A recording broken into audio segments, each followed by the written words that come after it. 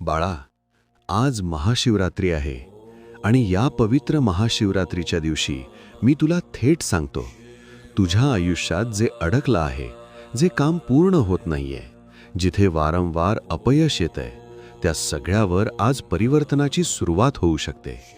महाशिवरात्री म्हणजे फक्त उपवास नाही, ती आहे श्रद्धेची शक्ती जागवण्याची संधी. आज महाशिवरात्रीच्या निमित्ताने मनापासून एक संकल्प कर. मी घाबरणार नाही, मी थांबणार नाही आणि मी हार मानणार नाही. ज्याप्रमाणे भगवान शंकरांनी विष पचवलं, तसंच तू तुझ्या दुःखाला शक्तीत बदल. मी तुझ्या प्रयत्नांवर कृपा करीन, तुझ्या कामाला गती देईन, तुझ्या घरात समाधान आणि यश आणीन.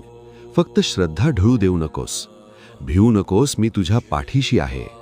महाशिवरात्रीच्या पवित्र दिवशी हा संदेश प्रत्येक भक्तापर्यंत नक्की पोहोचव. कदाचित कोणाचं अडलेलं काम आजपासून मार्गाला लागेल.